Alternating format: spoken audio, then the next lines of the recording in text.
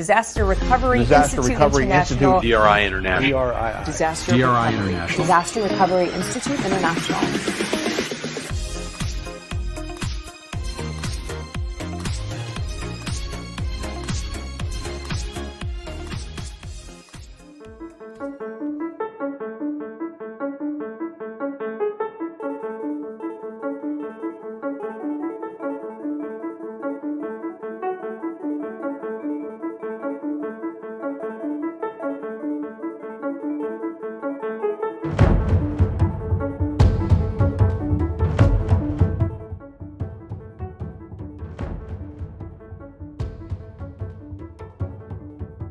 Hello, I'm Russell Wooldridge, DRI's Senior Director of Business Development. I'm pleased to welcome you to our final day of our Resilience Excellence Summit. Today's agenda will include a Q&A with Netflix Scott Baldwin, a spotlight on this year's DRI Award winners, and a presentation from Dr. Gianluca Pescaroli, Assistant Professor of Business Continuity and Organizational Resilience at the University of London. Before we get to today's program, a few housekeeping items. You may apply for 2 CEAPs for each day of the summit for a total of 6. Presentations from the summit will be available for viewing on our website following the initial broadcast. All registrants will receive an email when the videos are posted. And I would like to extend my thanks to all our presenters, our award winners and finalists, and of course you, our attendees. For our first session of the day, DRI President and CEO Chloe Domrovsky will interview Scott Baldwin, CBCP and Head of Enterprise Resilience at Netflix. He specializes in creating truly sustainable organizational resilience programs for global multi-billion-dollar companies and integrating cyber resilience and other operational risk areas with business continuity management. Currently, he designs, develops, implements and oversees Netflix Enterprise Risk Management Program. Thank you both for being here today.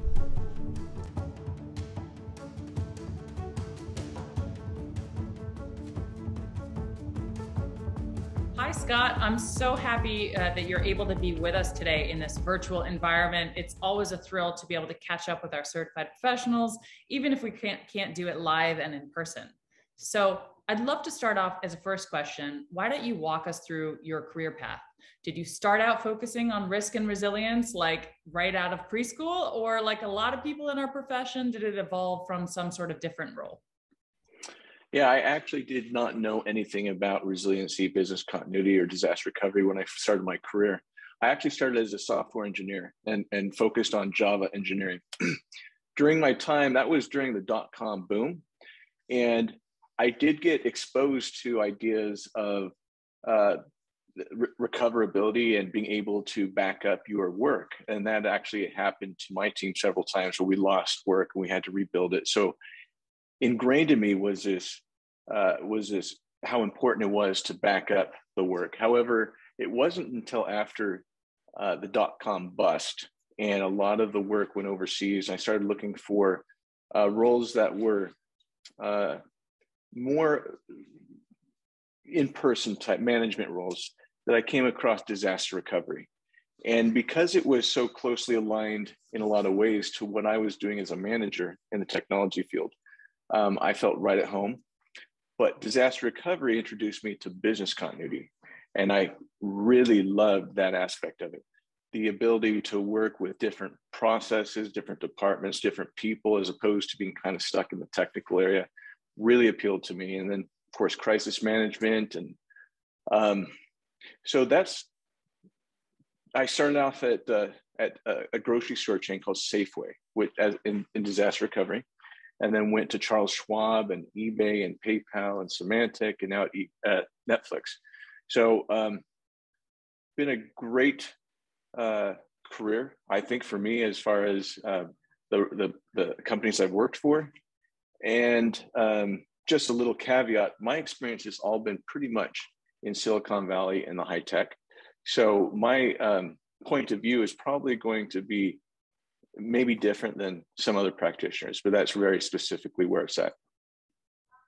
That's a really exciting career path. Certainly being in Silicon Valley is an exciting place to be. Probably a little different from the grocery store chain, Safeway, Charles Schwab, a little bit of a different background there.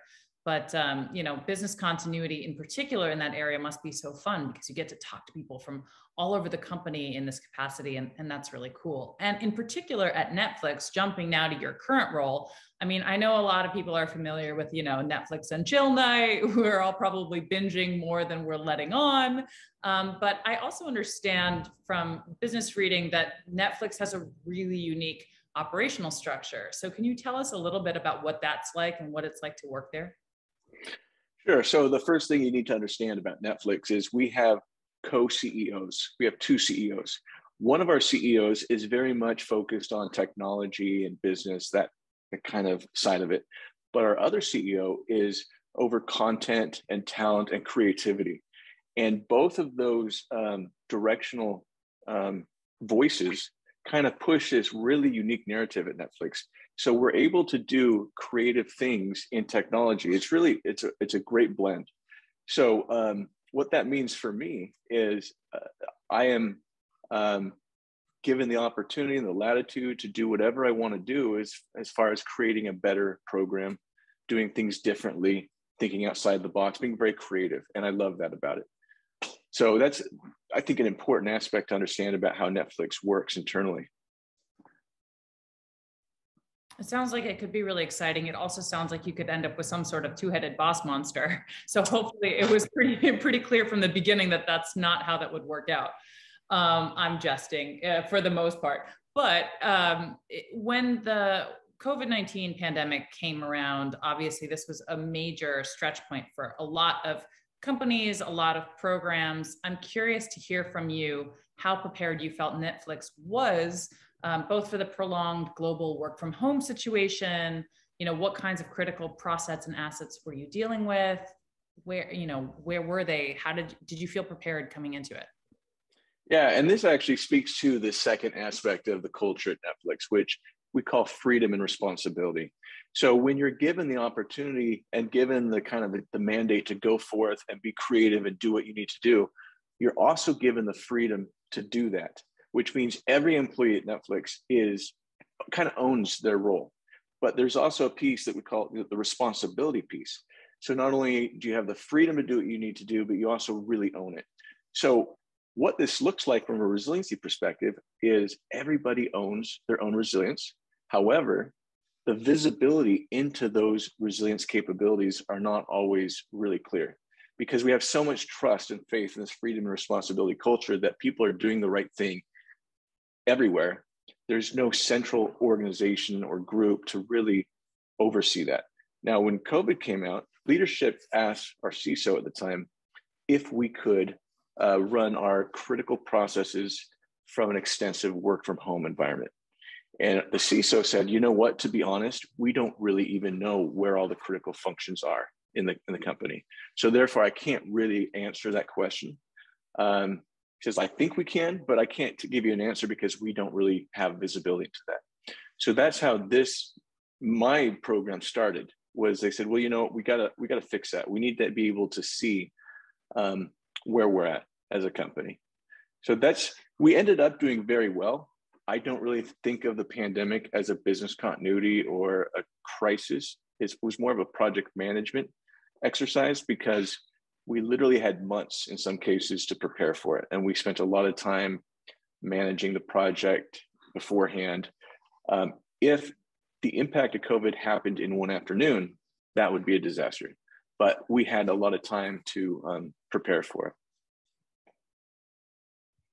That's fascinating. So it was, I've heard from a lot of people that the prolonged nature of it felt like something new and unique, but you're actually saying that kind of worked in your favor, which is very interesting. Still, I'm sure that it must have been complicated for you not having that visibility into all of the processes enterprise-wide, even though you're sort of the guy who has the ultimate responsibility as well as the freedom to handle this. So that sounds rather complicated. I am curious, what was a particular challenge that you could speak to in that whole process? Well, I think you just hit the nail on the head right there.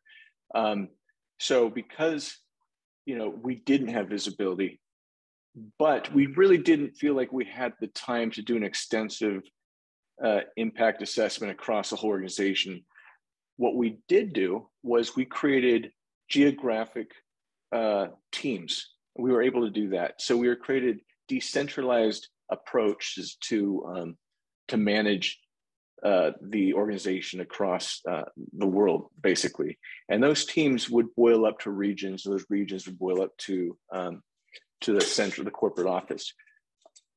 Again, we didn't have true visibility onto the quantification or the where the critical assets were and how capable they were and how resilient they were, but we were able to put into place a framework that we could address issues as they came up.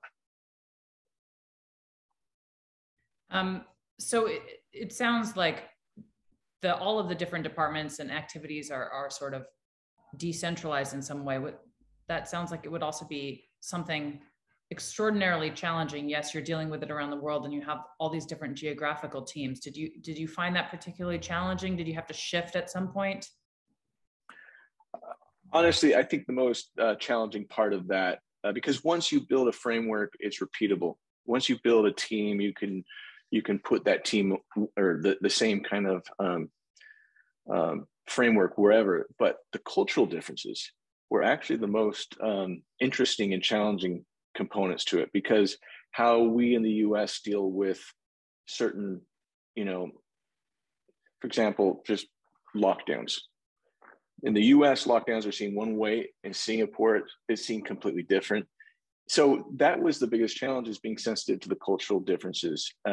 So when we gave, the regional areas, we built these teams out and had them meet and address issues that came up. The issues that boiled up weren't necessarily different in other locations, but the importance in that region was different, and so had to be addressed differently. So it was very interesting. I would say that was probably the most challenging aspect of it. What about some of the successes? Is there a particular win that stands out in your mind? Wow. Well, just getting all those programs built from scratch within weeks, and having everyone so invested, and having them, when we first built these teams, we would have what we call an informed captain, or a leader of the team. And they came from the business arena. They were not professionals in resilience. So it was to watch them go from really not knowing what to do, and they would be leading a meeting, and in the background, they'd be texting me saying, what do I say? What do I do? And I'd be guiding them, watching over just a few weeks to them becoming truly professional and proficient at leading an activity or a response, or,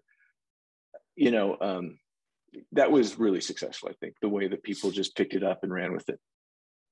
Well, I'm glad you were able to do that. And I'll share a fun little overlap from my life that you maybe are not aware of, which is that my husband is an actor, and he was actually in Inventing Anna, which was the big Shonda Rhimes miniseries that just got launched on Netflix.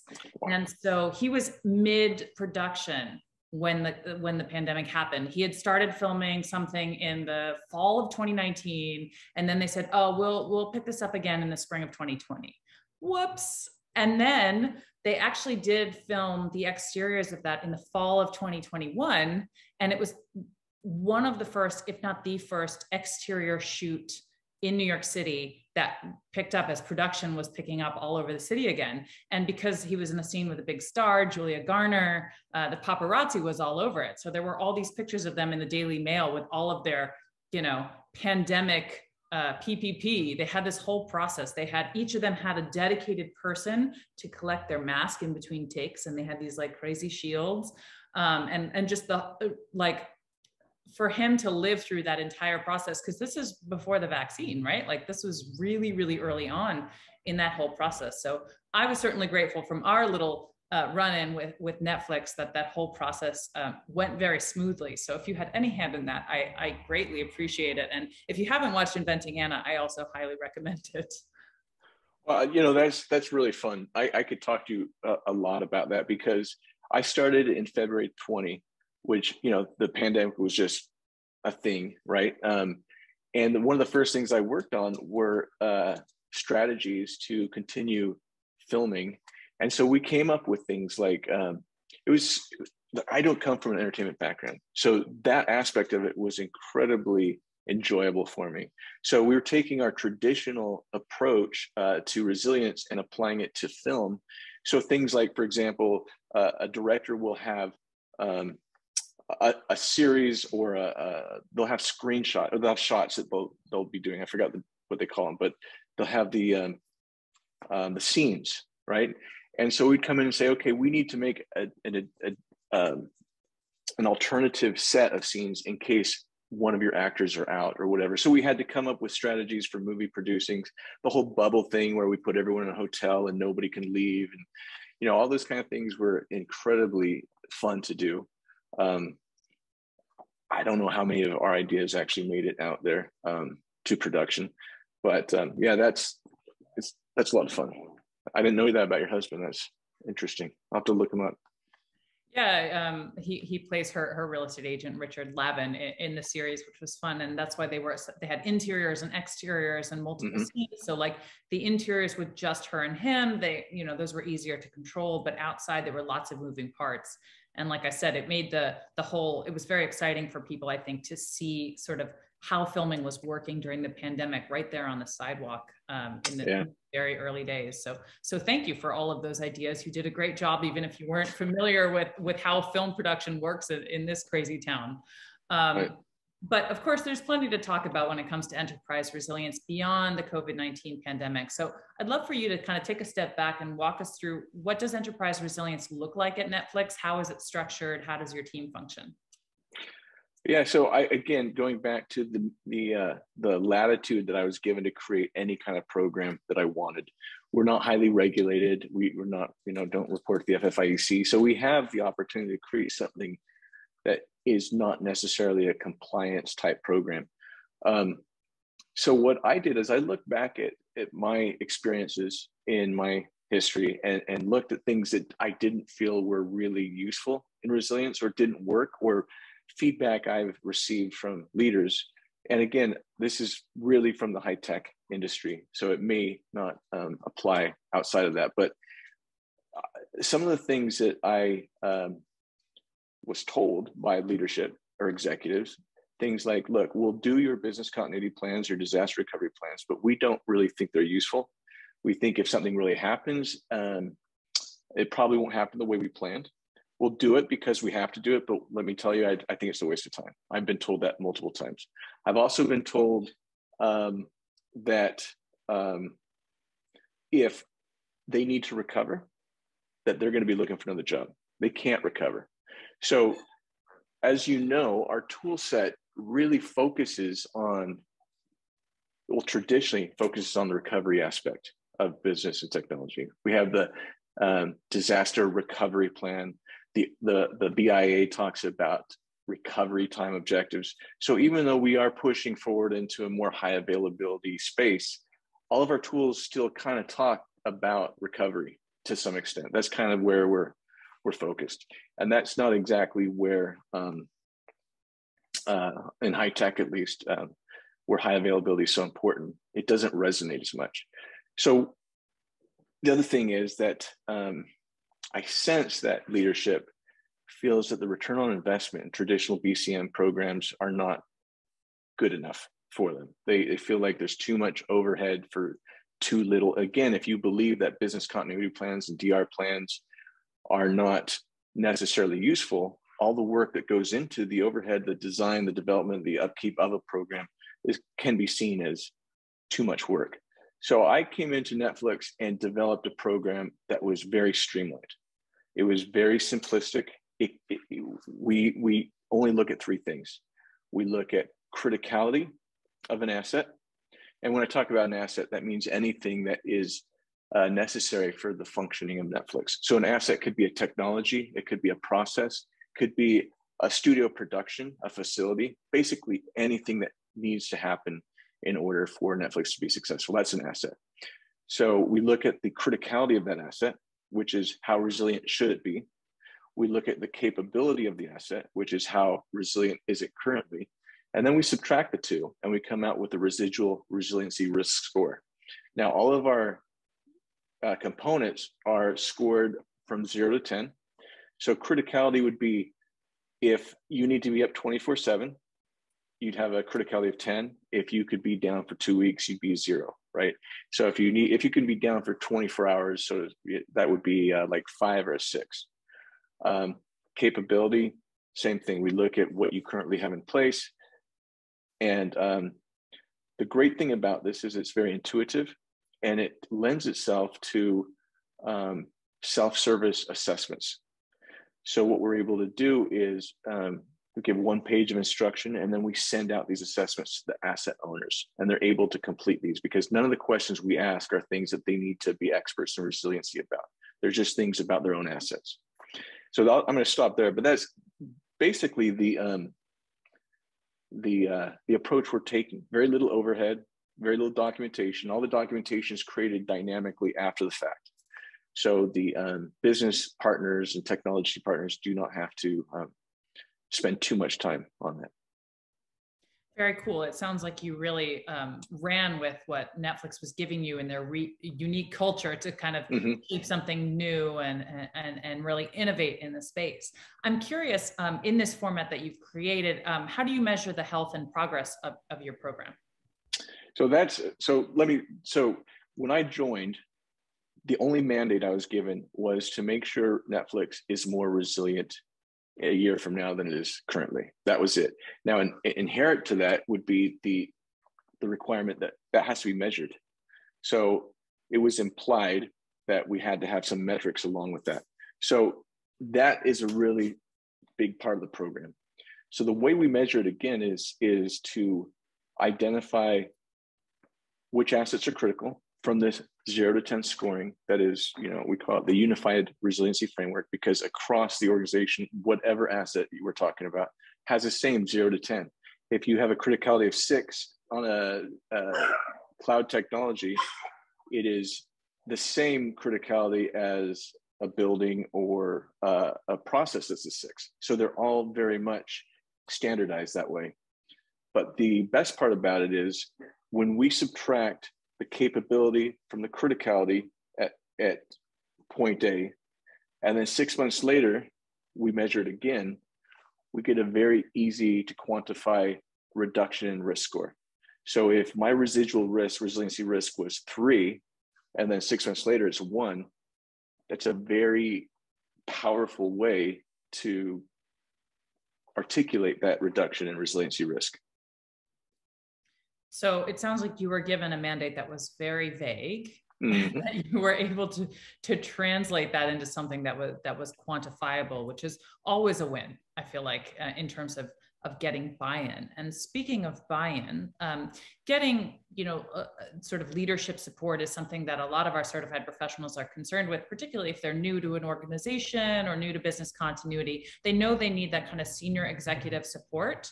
I'm curious, when you're looking for a leadership champion, how you go about finding that person and sort of wooing them into being your resilience champion internally. That's a tough one, because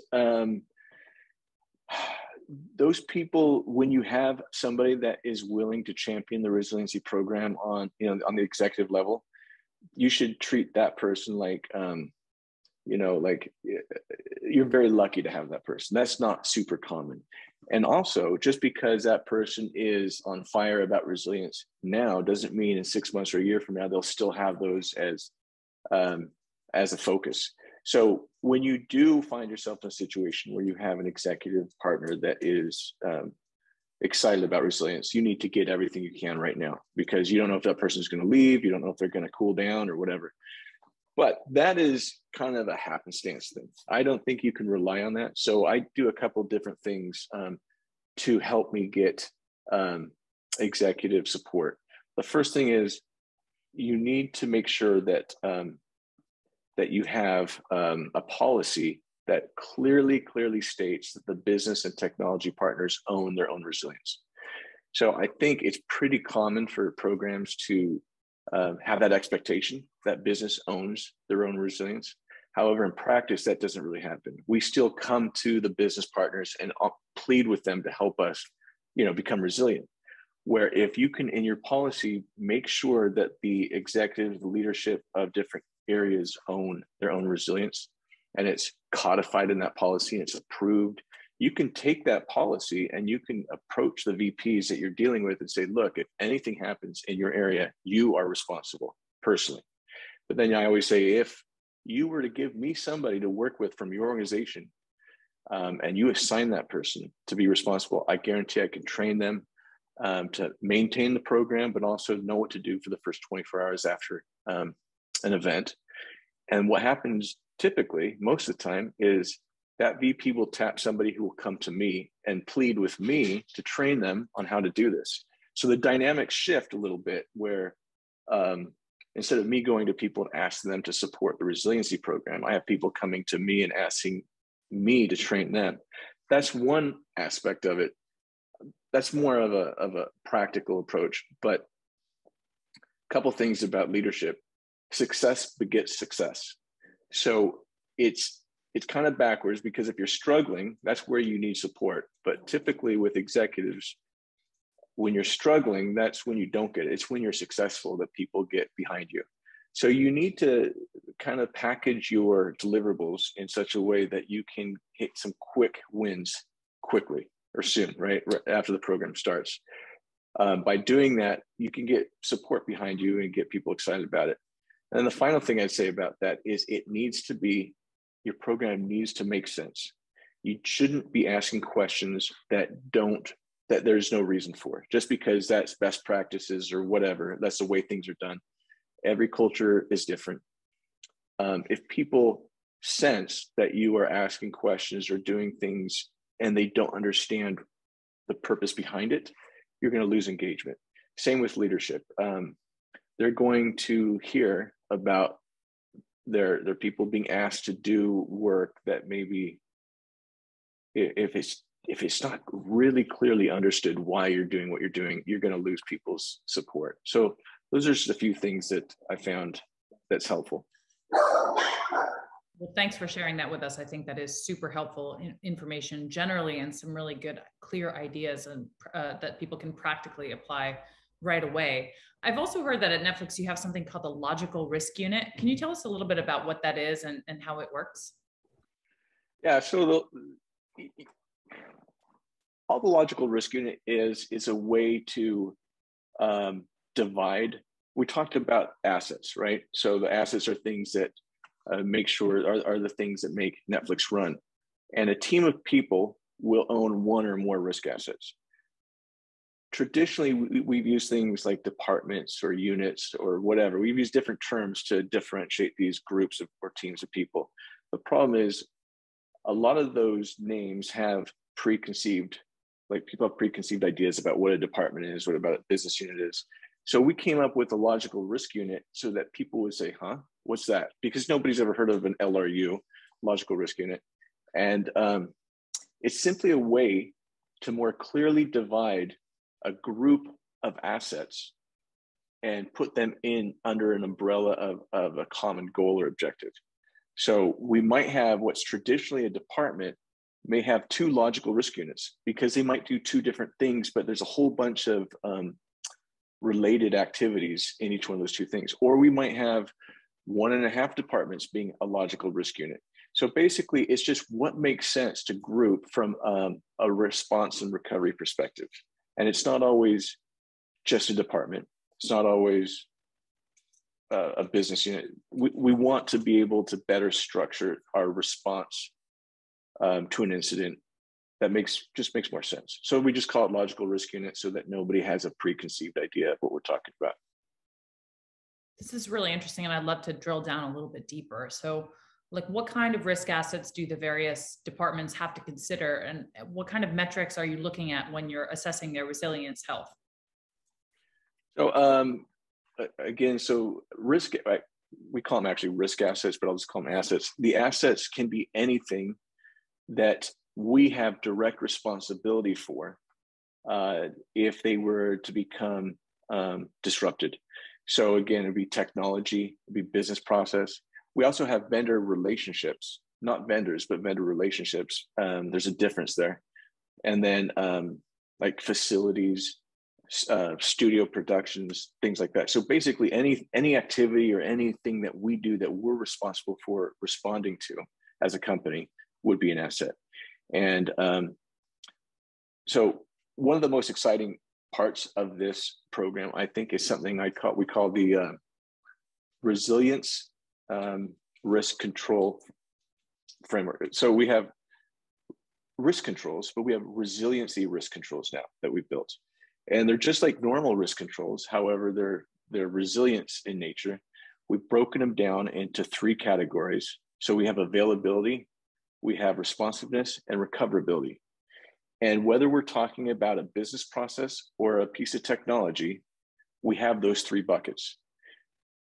When each of those buckets have questions that define the capability or the readiness or the resilience of that asset we're talking about. So for example, for AWS, for availability, we're going to ask how many regions they're in, right? So if they're in 3 regions, that's pretty good availability. So that would be a good score on that question.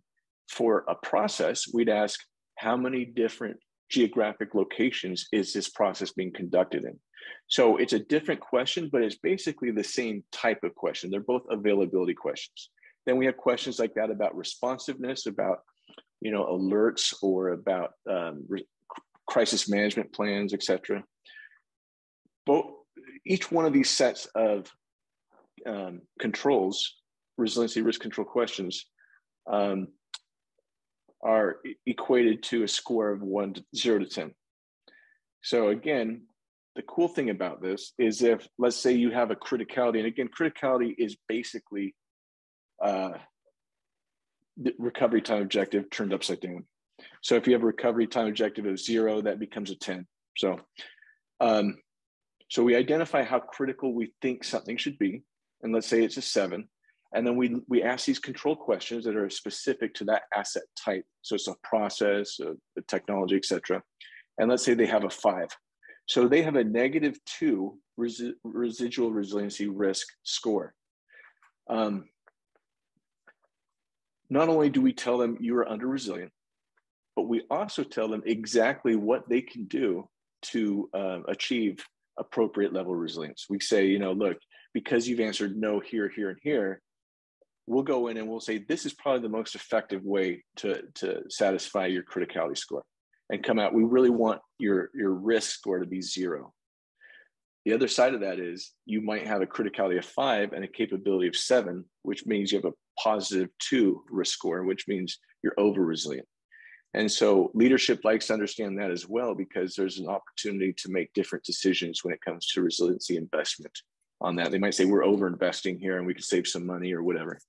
So that's, I'll stop there because there's more to it. I can go on and on. This is something I'm passionate about, but it's really been effective in communicating, because we're just saying, A, how resilient should you be? B, how resilient are you? And C, this is the difference, and this is what you could do to increase your resilience, or to be appropriately resilient. So in order to implement this internally, you really have to empower your team. So I'm very curious how you train the team to be able to go out and do this, and what programs, what tools are they using to be able to measure success in this?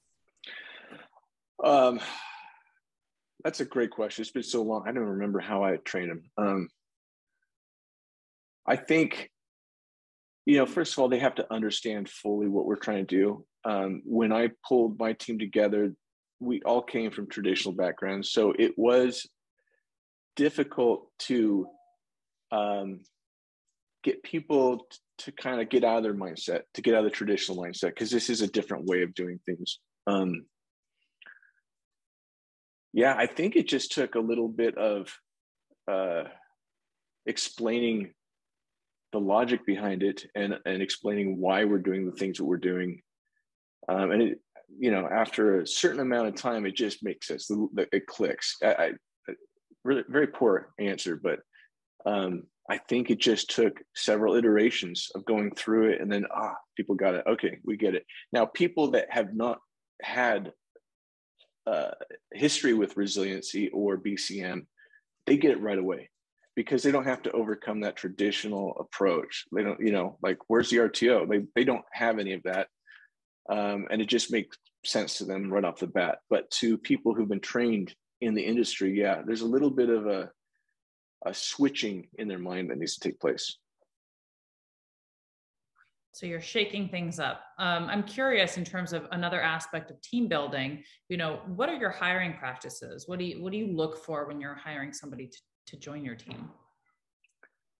I look for things that can't be trained, for people that are, you know, I look for aspects of people that I cannot train. So I feel like if they have a different background in business continuity or risk, or, you know, all that stuff can be trained.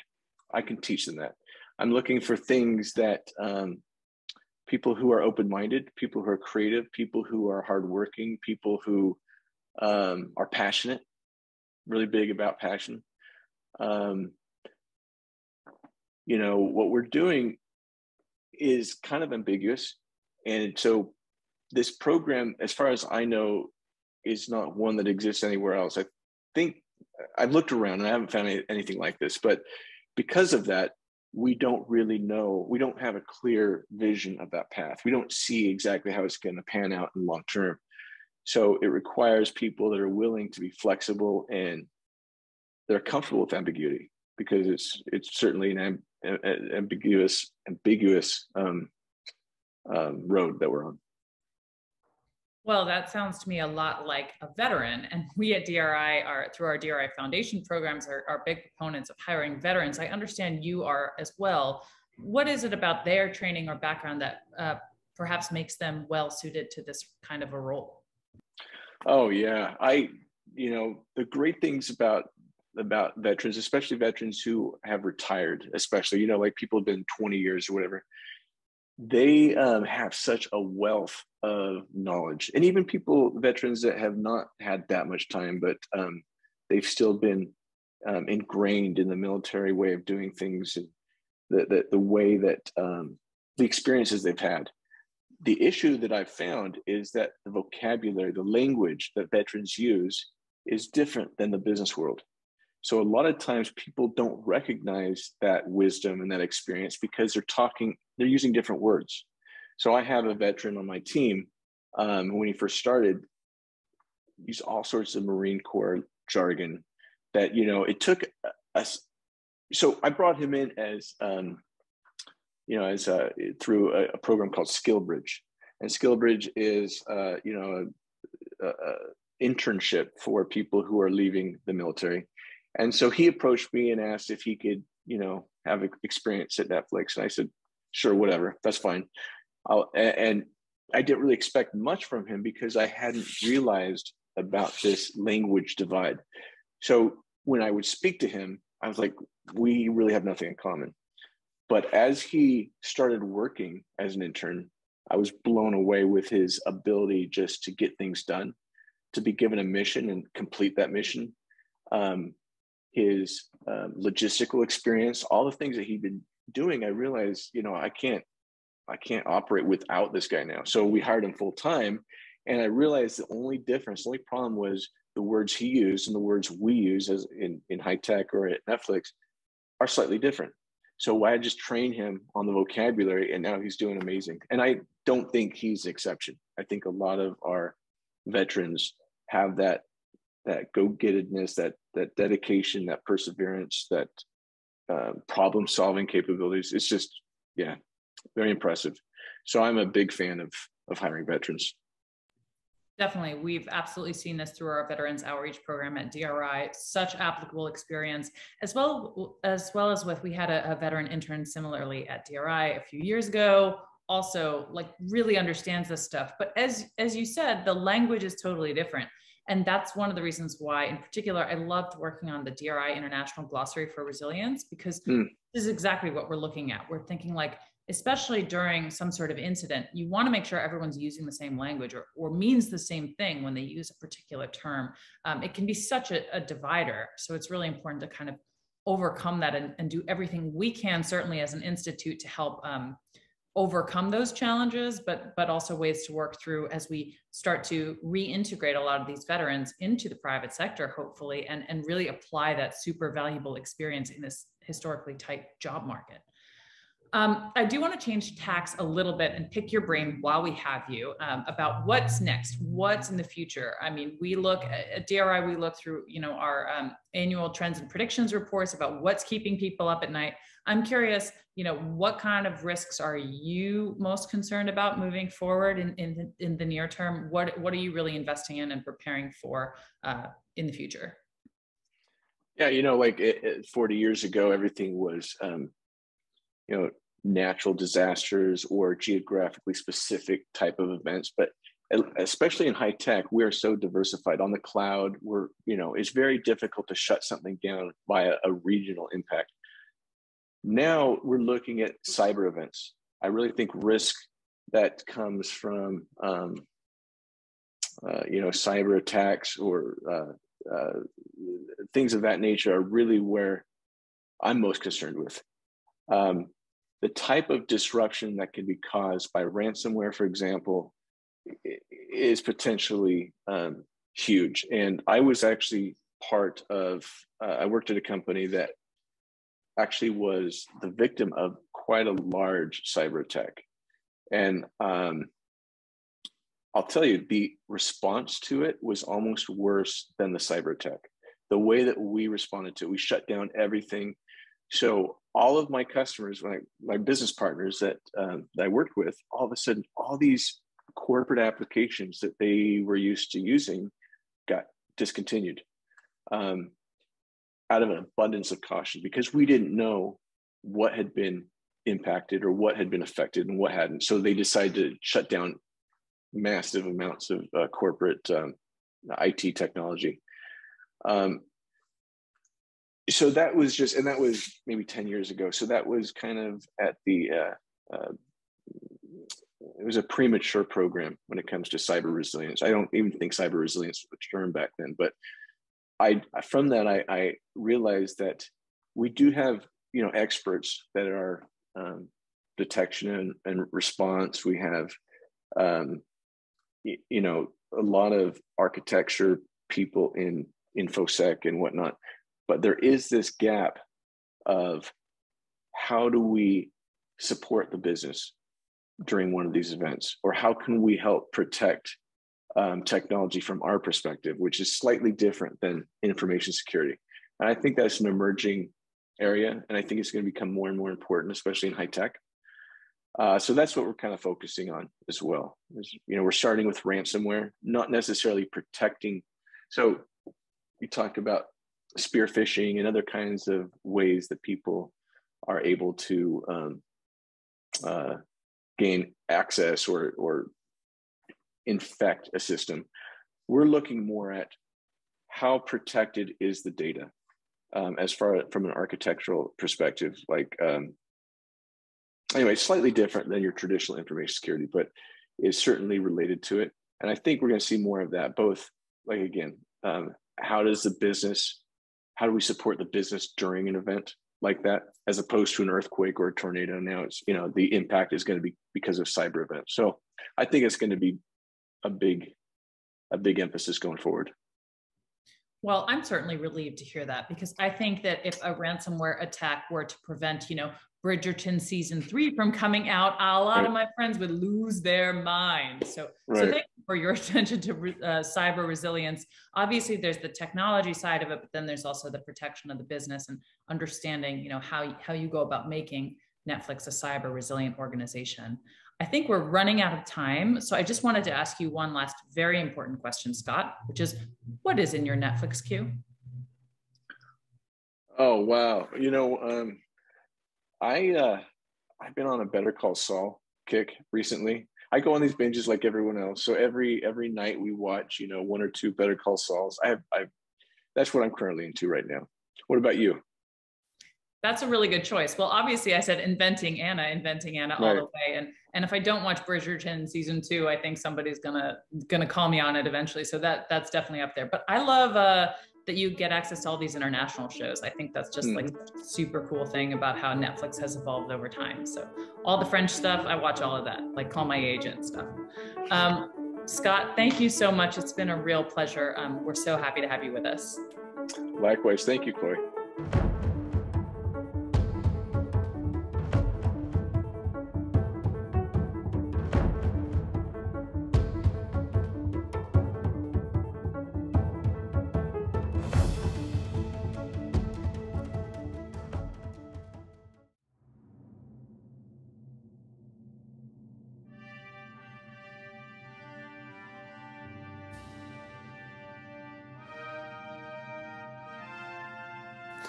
As part of the Resilience Excellence Summit, we're shining a spotlight on the recipients of this year's Awards of Excellence.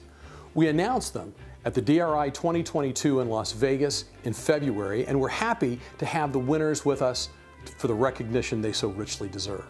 Today, we're hearing from individual resilience professionals whose work made them stand out among their peers.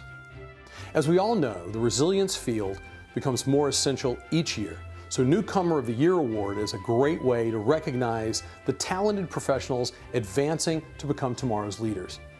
This year's award recognized Joseph Dean of Cascading Solutions, Inc. Hi, I'm Joseph Dean, and I am this year's winner of the 2022 DRI Newcomer of the Year Award. I could not be more grateful for DRI for this award, as well as the many people at Cascading who have mentored and coached me over this past year. Throughout the past year, I've had the privilege of working with organizations of all sizes across all industries to develop and implement business continuity programs.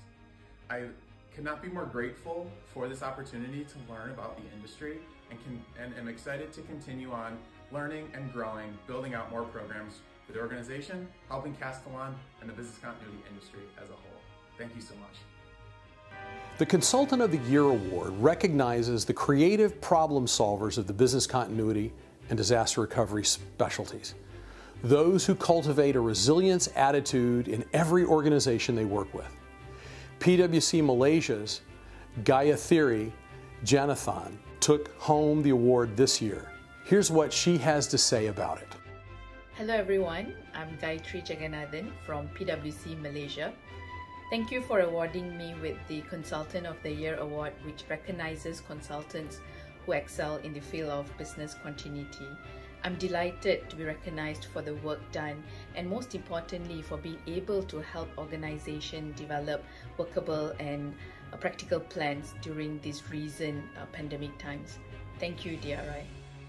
Now we come to the Private Sector Program Leader of the Year, where we spotlight the business continuity professionals who demonstrate exceptional achievement, innovation, and leadership. Congratulations to this year's recipient, Tyrone Clark of William Blair & Company. I am truly honored to accept DRI's Award of Excellence, Program Leader of the Year for the private sector. This award is not a testament about me, more than it is a testament about the great organizations, community of people that I've had the opportunity to work with throughout my career, and particularly the last 2.5 years. As we know, it has really been unprecedented, and to work with these organizations and these great stakeholders to provide resiliency capability is a true passion of mine, and this award, as mentioned, is more so about them than it is me. Thank you to all our award winners for taking a moment to highlight their wins. And to all our Award of Excellence finalists, we're glad you participated. We can't wait to recognize next year's best and brightest at the DRI 2023 in Austin, Texas, February 26th through March 1st of 2023. We hope to see you there as well. And don't forget, you could take one of these home too.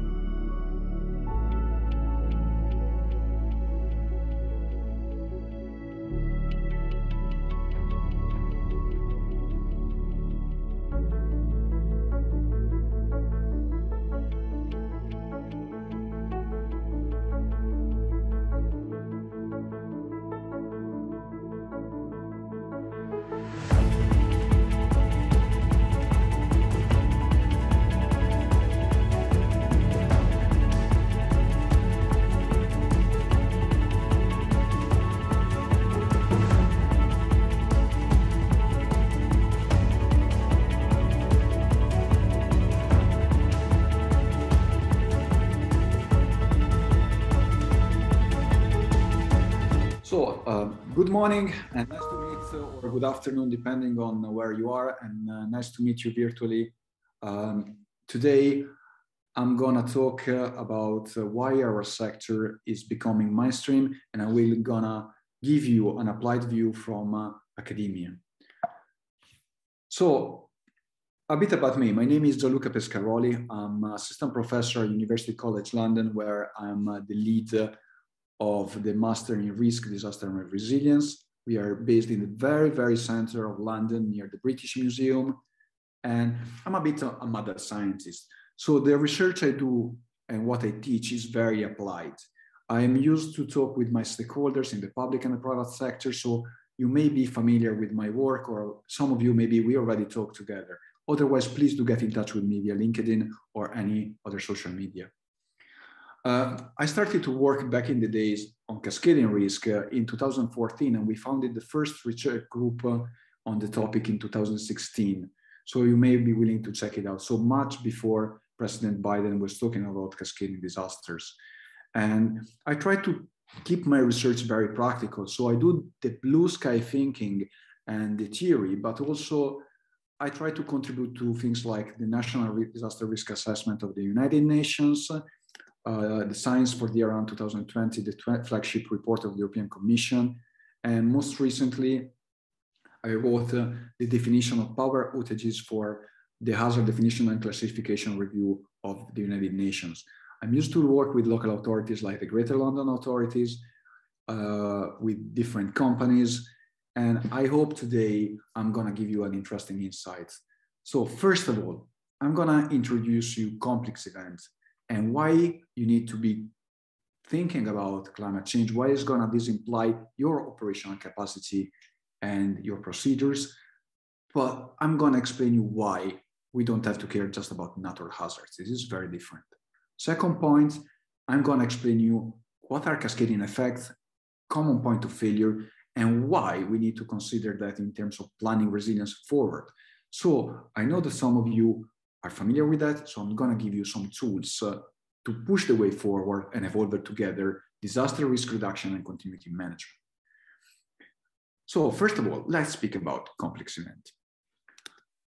So we were used to think disaster management and disaster recovery, crisis management, as something focused on, first response, the basic needs of society that everyone has, like food, shelter. But things are changing radically. In the last 20 years, we have seen that we are all dependent on international supply chain. I'm here right now in London. I was 2 days ago in a family house in Italy. And then I'm talking with you on the other side of the world, probably, or in different part of the world, depending on where you are and you are watching this video. And I'm doing it because I have Wi-Fi in my university. I have internet connection and I have energy. So I have the battery of this laptop and a stable supply for the moment here in central London. So this is changing the way we are perceiving disaster recovery and disaster management, because we need to consider different needs, a different way now how society works. And then what we have seen in particular after COVID and during COVID and everything, that we are subject more than ever to concurrency. So more than one thing happened at the same time, like heat waves, flooding, happening, storms happening during pandemic, or even during war right now. And then the implication of this is that we don't have to look just to that, but considering the basis of what we are doing, well, we need to prevent and mitigate the disruption to the backbone of everything. So to the supply, to energy, to ICT, and whatever makes work the context in which we are operating right now. So if you think about it, what is a disaster? We have often different way to see disasters. We often associate it just with main hazard like earthquakes or flooding, or if we may think to something catastrophic like the Tripoli event in 2011 in Japan, or the nuclear accident in Chernobyl. We may actually think that it was the blast in Beirut was a disaster. Or we may think that different events that requiring the everyday deployment may be associated with it, depend on our threshold and the definition we use. And we may actually think that what happened with COVID, together with the direct impact of healthcare, so the supply chain was a disaster, right? So it's all but obvious. Look at these two pictures. What are the differences? Is it the same? Is it the same river? Or why? Considering what are disaster, what is disaster reduction, and what are the commonalities between these and continuity management is important. Well, the two pictures are very different because the second one, the one on the right, deals with flood, with a river in the built environment. So a flooding in the two places would have been extremely different because the built environment and the organization within operating in the built environment will be affected, right? The first one, we may not even call it a disaster. The second time, if it was in central London, like the second picture was taken from the central London, well, you may have something like the UK going back to the Stone Age. In the first case, well, maybe nobody's going to be affected. So the point is that when we think about things like climate change and climate extremes, we are not talking just about natural hazards, but we are talking about natural hazards that are going to impact the built environment and disrupt whatever there is there, including our operational capacity and society. So things like climate change are not themselves a concern, but they are a concern when we consider them together on how we operate, how we adapt, and how our operational capacity, our day-to-day activity, and now our procedures are going to be affected. So think about like that.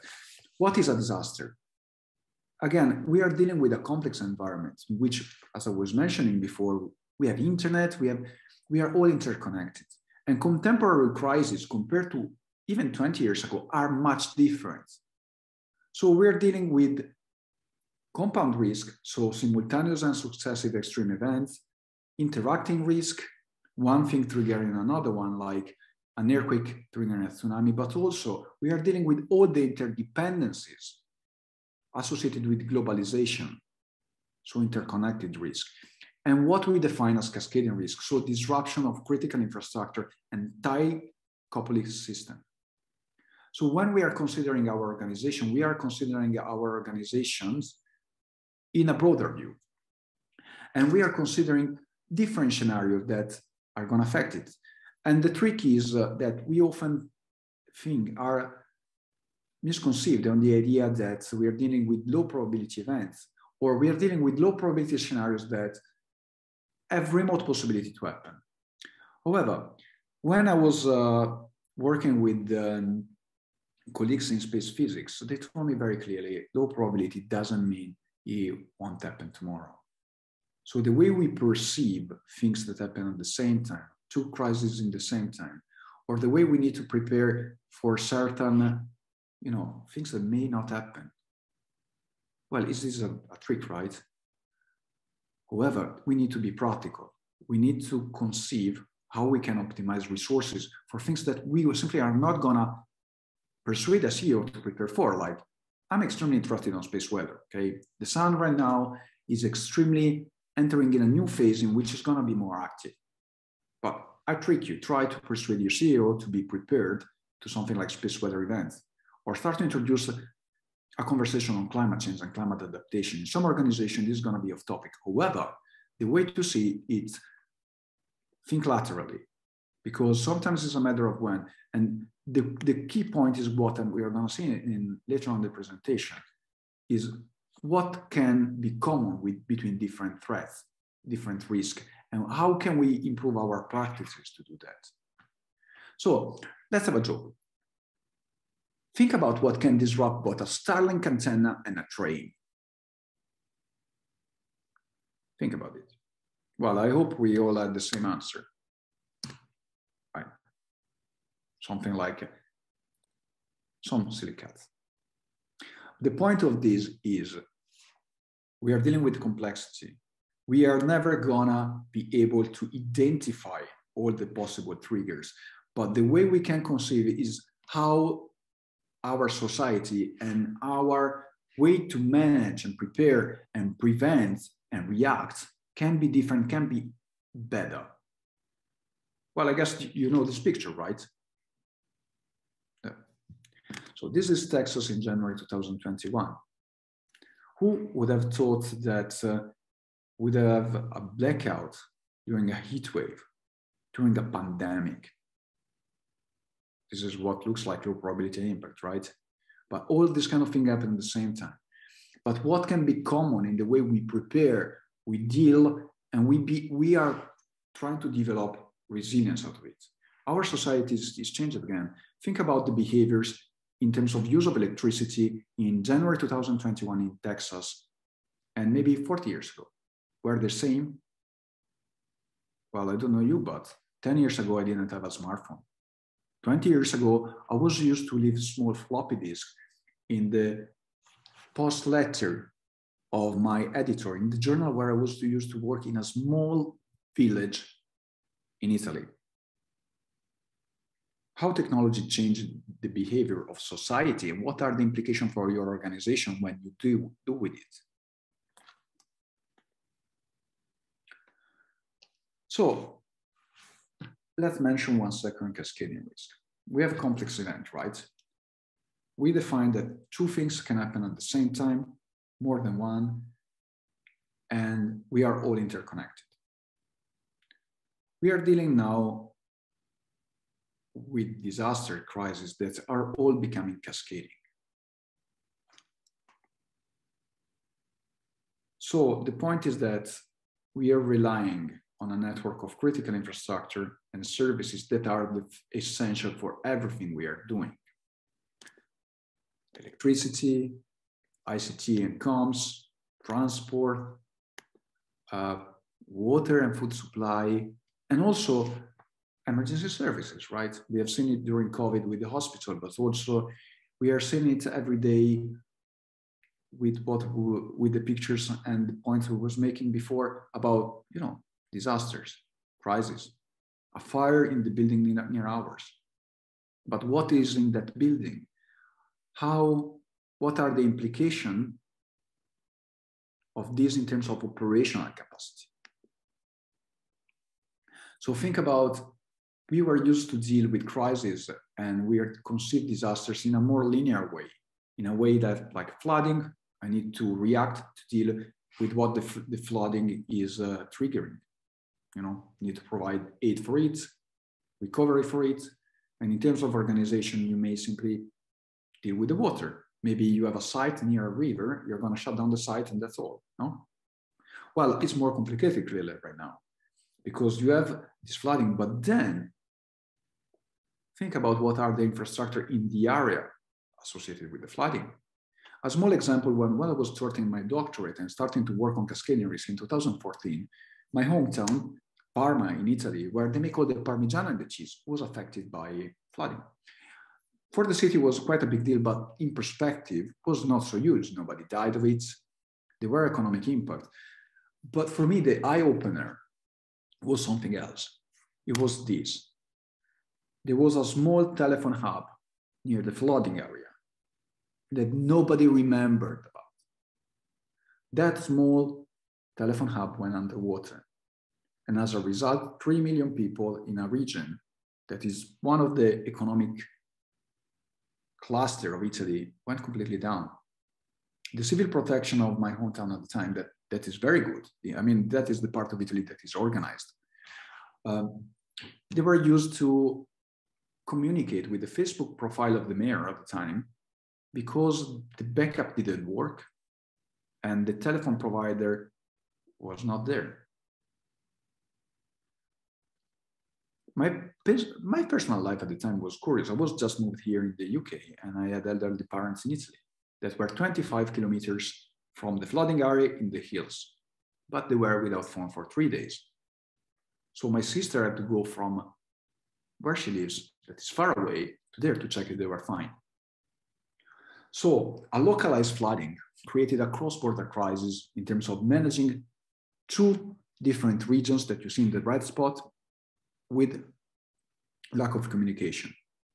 So there was a first punch, the flooding, but a big hit to the economy, much far from the flooding area related to the communication and disruptions. And again, think about your own organization there, like a private sector, like big enterprise. So where I come from is where there are many like factories and food industry, like you may have heard of Barilla. You may, in the area of the red spot, there is Ferrari, okay? There is the main plant of Ferrari. So technological disruption or operational continuity look like that.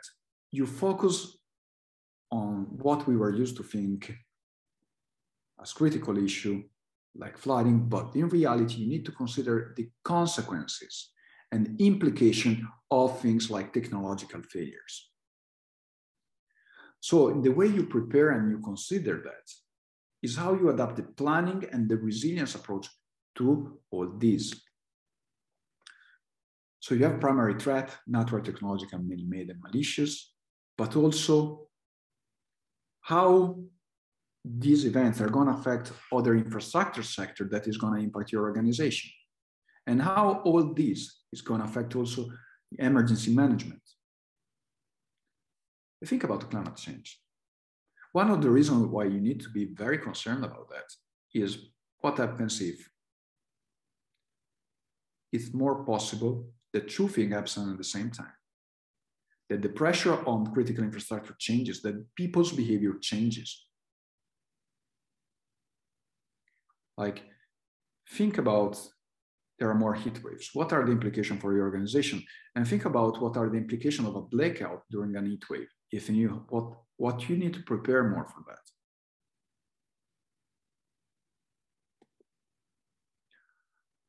A critical issue to take into account is that external dependency can be very hidden.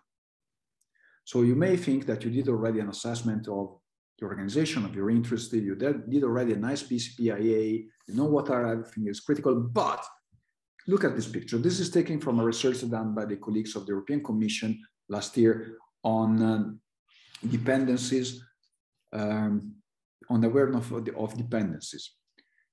Look at it.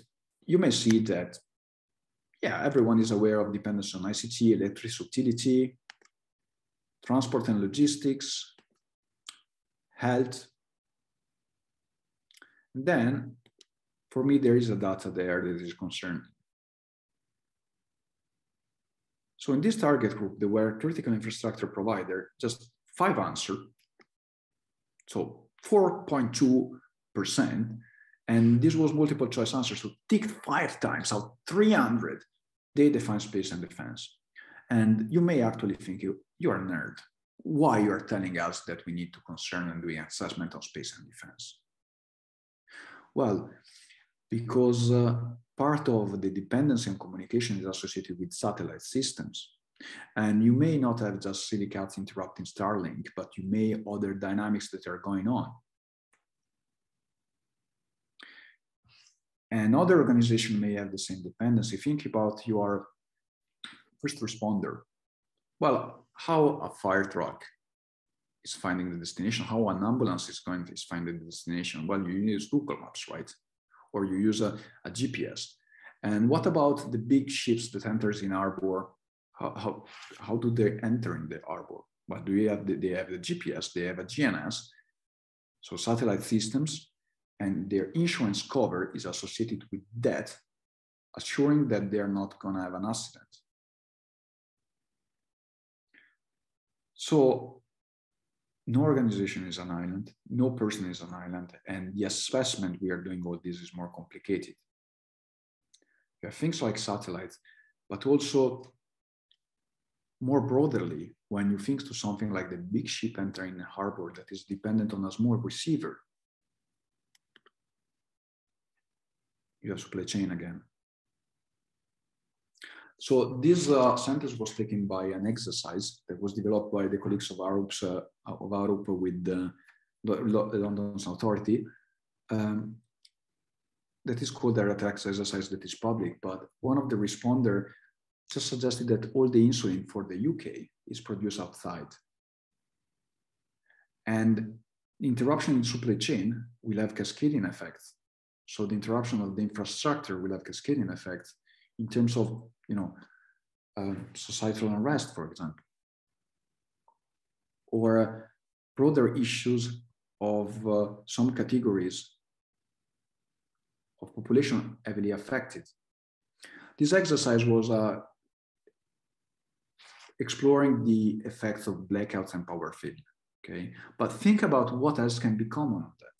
Well, I just mentioned GPS and GNS, and you're gonna see more later why I'm mentioning that and I'm coming back on that. But think about what else could cause the same effect, the same disruption. What else could affect your organization similarly? And it's not just about insulin, it's about everything else. Depending on what you are, what your organization is doing, again, we are living in an interconnected society. We have to deal with the cascading risk, with concurrency. How are you going to plan for that? How are you going to prepare for that? And what you are seeing in Ukraine. So I think we all agree that what is happening is terrible.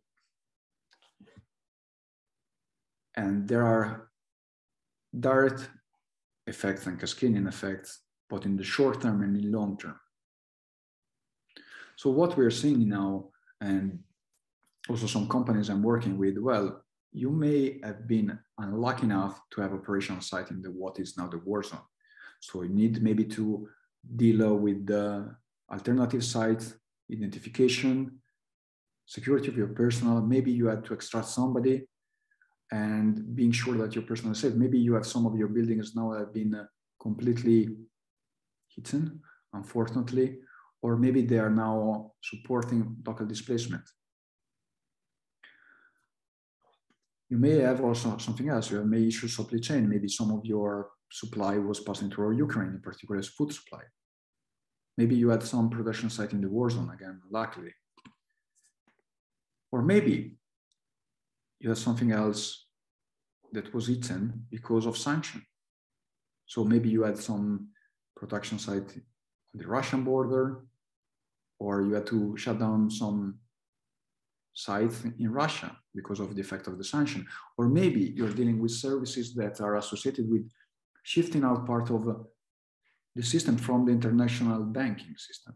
So maybe you're dealing with credit, Visa, for example, with credit cards, with the MasterCard. I mean, you're part of that system. And guess what is happening again? Payments, supply chain, services.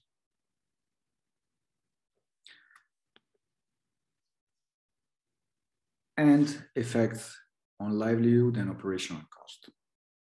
Okay. So, in practical terms, what you may be concerned about in the longer run is intentional and intentional radioactive threats associated with an escalation of local warfare, or simply nuclear sites that are hidden in the process,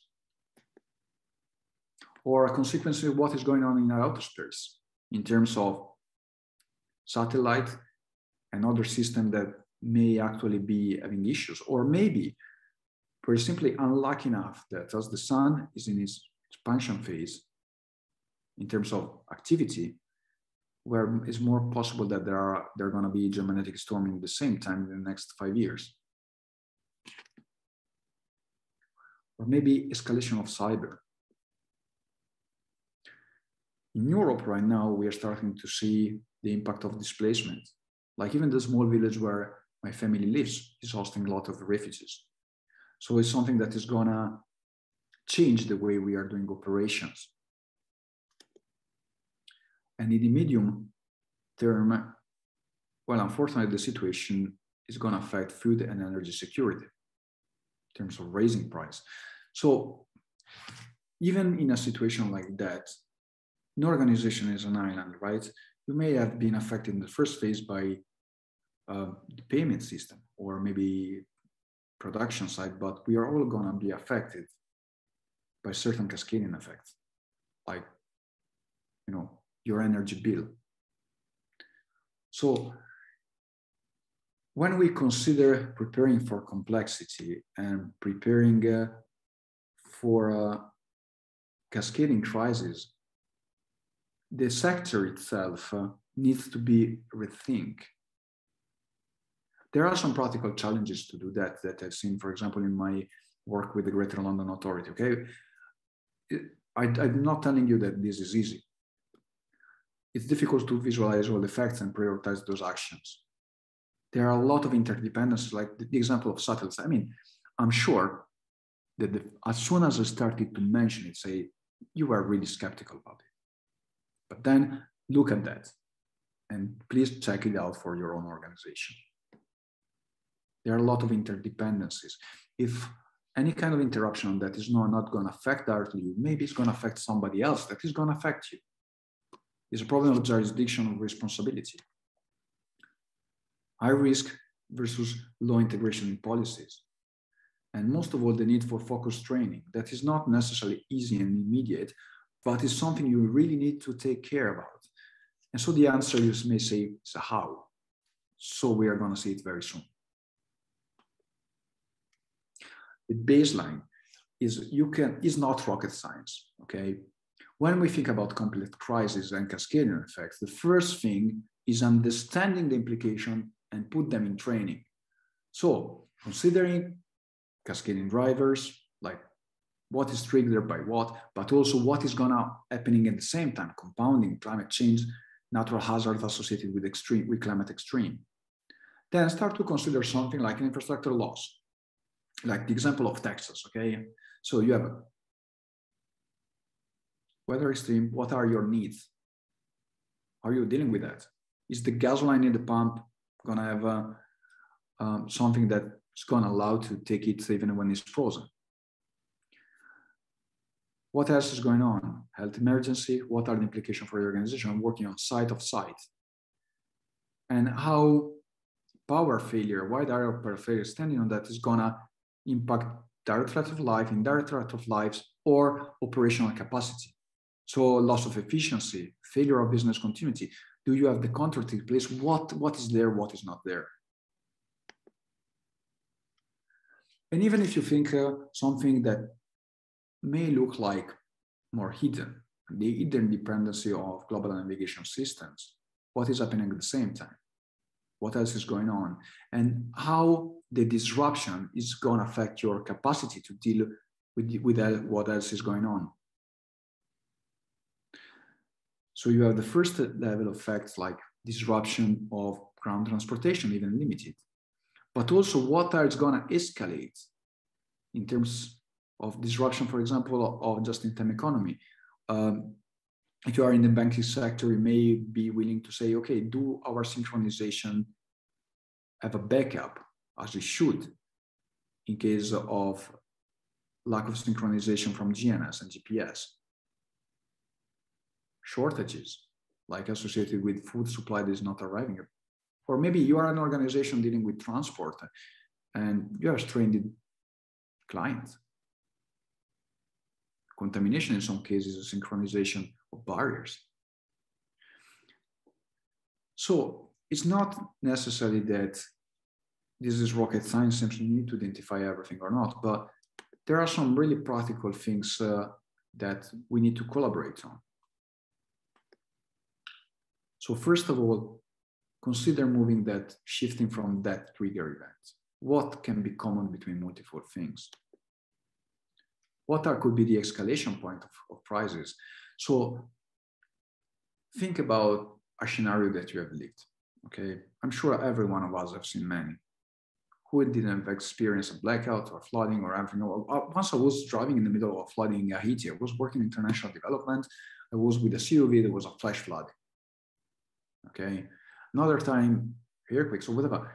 But in all this, what are the most critical asset and service you need to contain the situation in your organization or the organization you are dependent from, or in this your supply chain, your third-party provider?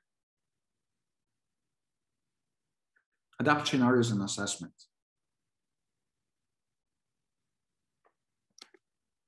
Modify strategic training and facilitate cross-sector communication.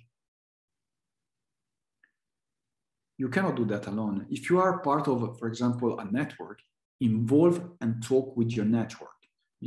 Share the information you can and trying to get through the one you can't share to have a common operational picture. Define the redundancy and common point of failure and integrate policy into organizational resilience. So,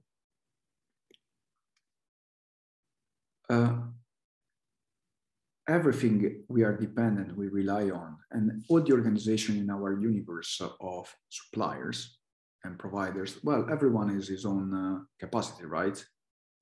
So you may be willing to start to think in terms of cascading risk. Take a blackout. How long is they gonna take before they get disrupted? Take something else, like satellite interruption. How long is gonna take before they get disrupted? Like ICT failure, how long is gonna take before they get disrupted? How? Or start to think what is gonna affect what? And depending on where, in which part of the world you are, and depending on which region, even in the US or in every single part of the world, the context you are working on, the society and the organization and the policy may be different. So the events may be unfold in a different way. You know for sure, though, that depending on how long you're gonna take before you get disrupted and your colleague get disrupted, this is gonna orient the emergency response and also your continuity. And again, in terms of relating it to climate change and climate extreme, what else is going on? What the season, the hour of the day? What else? Where are you? Is your building in a high rise? Well, you may simply tell me that, well, we consider that, but the costs are too high to have a buffering or redundancies. So there is clearly a compromise. Not everyone has infinite resources, okay? We are living in a world with scarce resources.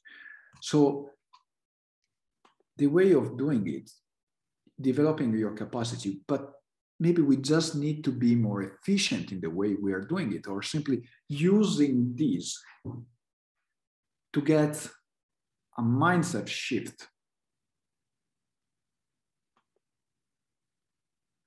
So are you considering the cascading effect in your planning strategy? So what are the vulnerability and the escalation in your area? How do technology and behavior interact together? Again, how what I'm telling you until now may require shifting your how organize your capacity. You don't take the rocket science again. Have you conducted exercises and scenarios to define the priorities and lifelines? I guess you did, right? But do you have an effective plan B that is tested and you exercised to how to keep operation in case of high-touch failure? Some of you did, right? I guess there was not a lot of preparedness about COVID, for example. Many organizations were quite successful moving to a plan B online. But what to do if you have to move plan B online and your resilience officer doesn't have a landline? You have the phone. Wow, great. What happens if the phone is disrupted? Because it happens. How many of us never had a problem during a conference call in the last 2 years? Oh, come on, I had 1,000. Who never did it? We just are used to think about a highly resilient system. And again, low probability. And the way we organize is low probability. Oh, this is never going to happen. No, it's possible it's going to happen. But again, you cannot reduce capacity on everything, but you can create capacity considering better your visible and hidden dependency in the planning and the training process. So be effective in the use of resources. Understand which are the common vulnerability between different threats, different point of failure to move toward a risk agnostic approach. So thinking about different things, I mentioned COVID, I mentioned space weather events, geomagnetic storms, cybersecurity and satellites. But cybersecurity and satellites, space weather, well, they are a common point together.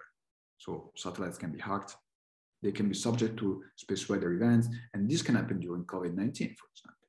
What are the implications?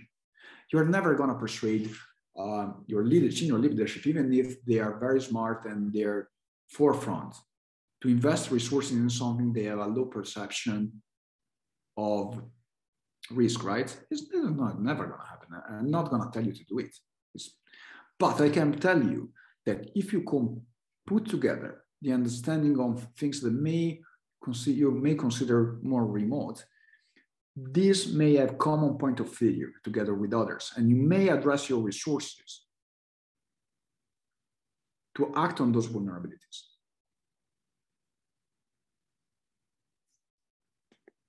And the way to do it is, for example, a new approach we are promoting on stress testing. So you may have heard, in particular in the financial sector, there is a lot around ongoing on stress testing. So trying to understand the capacity of a system and going on to understand which are the point of failure in a situation of increasing crisis, right? Assuming that disruption will happen at some point. My suggestion is, first of all, start from a basic scenario. Single risk or single event. Then include concurrency, two things or more happening at the same time. Climate extremes. Then two things or more happening at the same time, and something else creates a cascading effect, or they create a cascading effect, like with a power failure, blackout, like what happened in Texas. So you have COVID, you have cold, and then you have a blackout. And then scenarios, this, you know perfectly what is going to happen.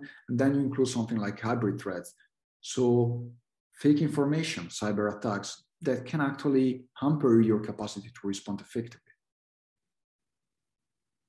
And then as a last step, test your organization capacity in case of unknown. So assume like there is a communication failure. You don't have all the information of what is going on, but you know you are affected and disrupted. Stress testing is going to become mainstream and even larger in our sector because crises, again, are complex. We are not going to be in an operational environment that is easier in the next 10 years. It's going to be more problematic and concerning. We are going to see more disruptions.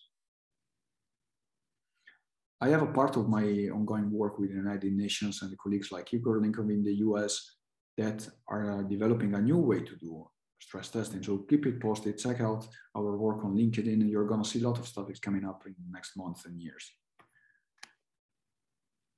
But in conclusion, all these needs to consider about business continuity management and disaster risk reduction and disaster management are all context driven.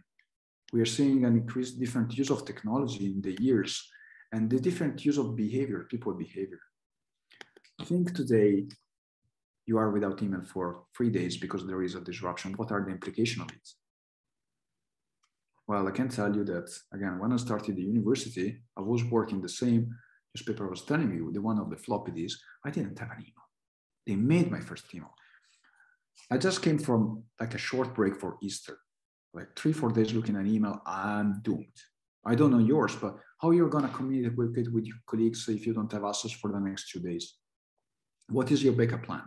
What is your backup plan if that is not working and your phone, for example, is not working? Do you have a landline? I don't. I'm in Central London. Nobody has a landline. But I'm not a resilience officer. Are you? What are they doing? Bridging the field, we are to a point in which, again, disruption may happen. They're going to happen. There is no way out. This is the elephant in the room. Complex crisis implies that even if we think we are highly resilient, we need to better prioritize what you have and doing our criticality assessment in a different way, considering our own organization, but also with the universe of the other organization.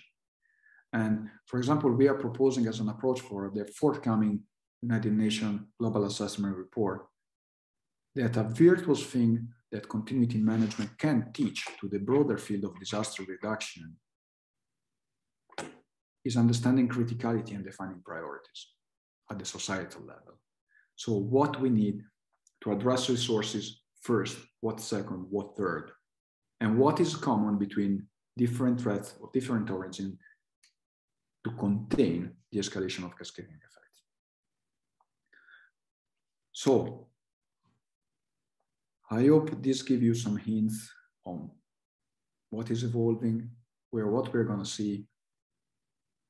Please consider what are the criticalities of your organization in terms of interdependencies, but also how they're going to be affected by cascading effects in other sectors. And what is going to happen if two or more things are going on at the same time. Try to do stress testing starting from something basic and scaling up to understand which are the common points of failure on which you can practically act. And maybe it's not going to be that you need something strange like a model. Maybe you just need some clear communication procedure of what to do in case of a disruption at the broader level. Please do get in touch with me if you have any questions. Get in touch with LinkedIn, and I hope you found these interesting.